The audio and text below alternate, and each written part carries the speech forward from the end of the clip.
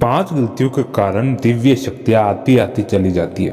देखिए क्या कारण ऐसे रहते हैं कि इतना लंबा अरसा करने के पश्चात कभी 2 महीना पूजा पाठ करते हैं, आप ध्यान इत्यादि करने लग जाते हैं और आपको ऐसा महसूस भी होने लग जाता है कि आपके अंदर, आपके भीतर किसी प्रकार की एक पॉजिटिव, एक सकारात्मक ऊर्जा का संचार हो रहा है।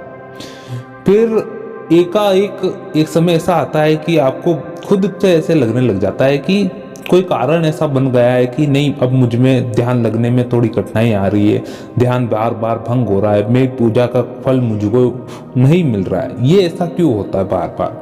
देखिए इसके पीछे कई कारण हैं, जिनमें से 5 या 6 कारण मैं आपको बताता हूँ। आप उसे सुने कि किस प्रकार से जो दिव्य शक्तियाँ आती हैं वो आपके भीतर आती आती, आपके घर में आती आती वो वापस चली जाती है। एक तरह से क्या कारण रहता है, इसको हम जानकारी के साथ समझेंगे और बहुत सरल भाषा में समझने की कोशिश करेंगे, ताकि हमारी इस वीडियो को अगर कोई बच्चा भी देखता हो, कोई बड़ा भी देखता हो, किसी प्रकार से उसको बिल्कुल सरल भाषा में समझ में आ जाए।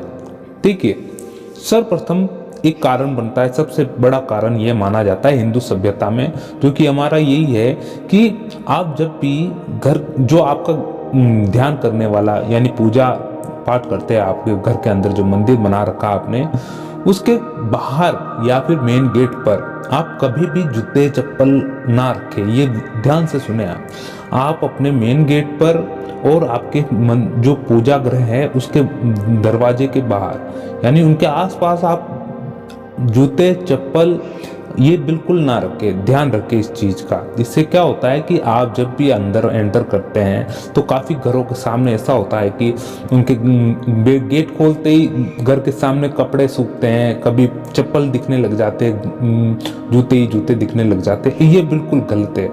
देखिए हमारी हिंदू परंपराओं के अनुसार देवी लक्ष्मी का आगमन उसी घर में होता है जहाँ पर साफ सफाई और सकारात्मक भाव, और वहाँ पर नित्य प्रति सत्संग कीर्तन होते ही रहते हैं। उनमें ऐसे घरों में देवी लक्ष्मी नारायण का वास होता ही है। ये आप ध्यान रखें। कैसे कि आप जब भी घर के पास आपके जूते चप्पल भी हो ना, तो उनके साइड में लगाए, थोड़ा साइड में, जैसे कि वो अंदर एंटर होते बिल्कुल ना दिखे, ऐसे तो रखें आप थोड़ा व्यवस्थित करके। और घर के सामने कभी कपड़े वगैरह ऐसे सूखते हुए बिल्कुल दिखाई नहीं देने चाहिए। इसी प्रकार के 2-3 और कारण है जो मैं आपको बताता हूँ। ये प्रथम कारण है जिसको आप थोड़ा सावधानी से रखें, क्योंकि जहाँ पर आप पूजा पाठ इत्यादि करते हैं उसको व्यवस्थित रूप से रखना बहुत जरूरी है।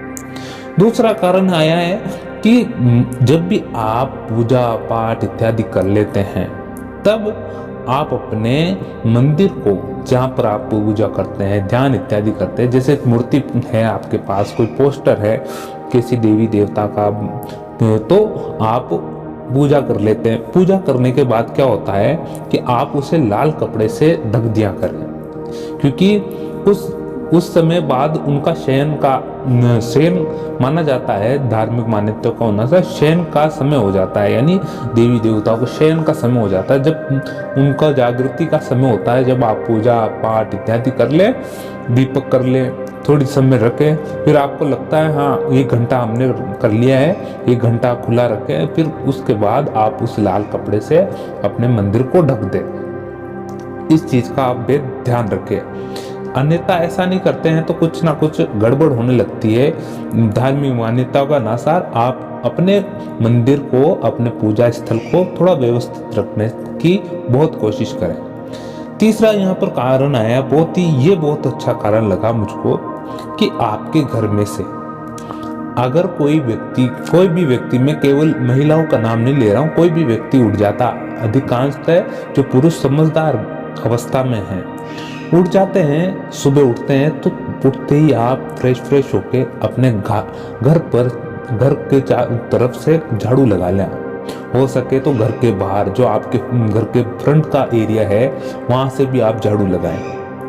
सफाई का आप बहुत ध्यान रखेंगे, सफाई का बहुत ज़्यादा ध्यान रखना आपको।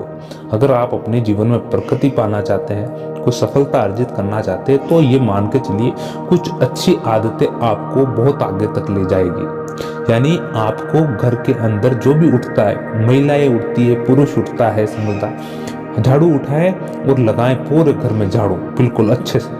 आपने ये चीज़ कभी नोट की होगी। मैं आपको एक इसका यानी असली में उदाहरण बता देता हूँ, यानी रियल आपको अनुभव करवाता हूँ। एक चीज़ आप अनुभव करके देखिएगा कि कभी आप जैसे जल्दी उठ गए, आपको उठ के आपने फ्रेश होके पूरे घर में झाड़ू लगा दिया, एकदम साफ सफाई कर दी। बिल्कुल झाड़ू लगाना है आपको, झाड़ू लगा के दीपक करें। कहाँ कहाँ पर दीपक करा वो मैं आपको बता देता हूँ। एक तो आपने पूजा गृह में दीपक कर दिया, दूसरी जगह जहाँ पर आपका मेन बरामदा होता है या फिर कुछ ऐसा होता है, वहाँ बीच में फ्रंट में आप दीपक रख दें। और तीसरी जगह वो होती है जहाँ पर या फिर जहाँ पर तुलसी होता है, तुलसी में आप बिल्कुल दीपक रखें, जरूर दीपक रखें। और आपका जो मेन गेट होता है ना, उसके ऊपर आप वहाँ दीपक रखते एक। फिर आप प्रभु से अरदास करें, विनती करें, जो भी आपको मांगना है बहुत दिल खोल के मांगे, यानी शुद्ध मन से। फिर आपके घर का कोई भी सदस्य अगर फिर बाद में उठता है, यानी फिर बाद में किसी की भी नींद खुलती है तो उठकर देखता है कि नहीं यार इतनी अच्छी साफ सफाई है, इतनी अच्छी सुगंध आ रही, महक आ रही है चारों तरफ से, यानी उनको भी इतना उनके दिमाग पर, उनके मस्तिष्क पर और उनके स्वास्थ्य पर इतना अच्छा असर पड़ता है कि पूछिए मत आप। उनको इससे बहुत फायदा होने वाला, आपके परिवारजन को भी। और दूसरा सबसे बड़ा फायदा होगा कि सकारात्मक जो ऊर्जाएं हैं ना, आपके घर के भीतर आने की कोशिश करेगी। ये होता है साफ सफाई का सबसे बड़ा प्रभाव। ये आपको करना है। अगर आप ऐसा नहीं करते तो क्या होता है, वैसा ही रहेगा जैसे दूसरों घर में दरिद्रता आने लग जाती है, थोड़ा समय पश्चात घर में द्वेष मनने लगते हैं। तो आप इस चीज का ध्यान रखें, यानी आपने जो रूटीन चला रखा है ना आपका, ये साफ सफाई का बहुत अच्छा है। अगर आप इसको छोड़ते हैं तो आप मान के चलिए कि आपके भीतर से कुछ ना कोई पॉजिटिव शक्तियां आप वापस चली जाएगी, ऐसा सोचे थोड़ा सा।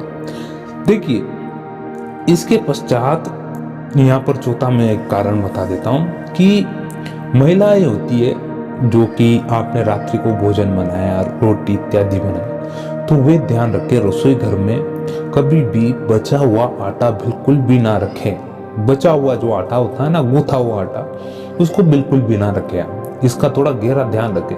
देखिए ये साइंटिफिक रीजन मैं बता देता हूँ, हिंदू मान्यताओं का अनुसार बताऊंगा कि बचा हुआ आटा कब रखा जाता है। आपको इस चीज का मालूम नहीं होगा, मगर मैं आपको थोड़ा ध्यान दिला देता हूँ। देखिए बचा हुआ आटा तब रखा जाता है कि घर में किसी की मृत्यु हो जाती है, तब क्या उस मृत व्यक्ति को जब ले जाया जाता है शमशान, तो वो गूथा हुआ आटा रखा जाता है, तब उस अर्थी को ले जाया जाता है। जब वह आटा काम आता है तो ये बहुत अशुभ होता है। इस बचे हुए आटे को कभी भी मत रखें। आप बच भी जाता है तो उसमें है ना ऐसा कार्य करें, उसकी बड़ी रोटी बनाएं और गाय या कुत्ते को खिला दें, मगर बचा हुआ आटा आप बिल्कुल ना रखें। ये थोड़ा मैं निवेदन करूंगा, ये थोड़ा सा गलत दिशा में जाते, क्योंकि आप बचा हुआ आटा बिल्कुल ना खाना भी नहीं चाहिए, क्योंकि उसमें बैक्टीरिया उत्पन्न हो जाते हैं कुछ समय पश्चात। ये तो हमारे फ्रिज हो गया, इस कारण से लोग बाग की थोड़ी सोच भी बदल गई है, वरना पुराने व्यक्ति थे वे बिल्कुल भी बचा हुआ आटा कभी भी नहीं बचाया करते थे। ये आपको ध्यान रखना है। इसके अलावा एक चीज और मैं बता देता हूँ जो आखिरी है, कि आपका जो आसन होता है उसको धोकर स्वच्छ रखें हमेशा। जहाँ पर भी आप ध्यान करते हैं, पूजा इत्यादि, जो आसन पर बैठते हैं, जिस पर आपने ये शक्तियाँ अर्जित की है, कुछ अच्छी शक्तियाँ अर्जित की है, कुछ अच्छे संस्कार अर्जित किए बैठकर, यानी आपके अंदर से ऊपर का है, उस चीज़ का आप ध्यान रखें। आपको उस आसन को धो कर रखना है, ये ध्यान रखना है। उसकी स्वच्छता का बिल्कुल ध्यान रखें, इसका आप ध्यान रखें। दूसरी चीज़ होती है कि पूजा की जो भी आपकी सामग्री है आपके घर में है, उसको आप व्यवस्थित तरीके से रखना शुरू कर दे। आज से व्यवस्थित तरीके से रखना शुरू करने का मतलब मेरा तात्पर्य यह है कि जैसे कि पूजा की थाली है, दीपक है, इनको क्या आप धोकर रखें। जब भी आप इस्तेमाल में लेते हैं तो उन पर इतना इंतजार ना करें कि वे काले पड़ जाए, बिल्कुल इतना नहीं। आप उनको धोकर रखें, आप बिल्कुल एकदम साफ सफाई करके रखें। फिर आपके देखिए आपके घर में परिवर्तन कैसा आएगा, आपके व्यवहार में परिवर्तन, आपके आर्थिक व्यवस्थाओं को लेकर परिवर्तन बहुत ही अच्छा आने लगेगा। आप सोच पे पड़ जाएंगे कि आपके पास एकदम से धन आकर्षित होने लग रहा है, कुछ ना कुछ अच्छी शक्तियों का आपके अंदर आना प्रभाव हो रहा है। यानी इन दिव्य शक्तियों का आना आपके, ये निसंदेह सी बात है, आपके साथ कुछ ना कुछ अच्छा ही होगा। ये बहुत, मेरे हिसाब से ये जो 5 चीजें हैं बहुत ही उत्तम है, जो कि धार्मिक मान्यता के हिसाब से सबसे उत्तम बताई गई है। आप इनको करने लगे और आपके जीवन में परिवर्तन बहुत ही जल्द होने लगे।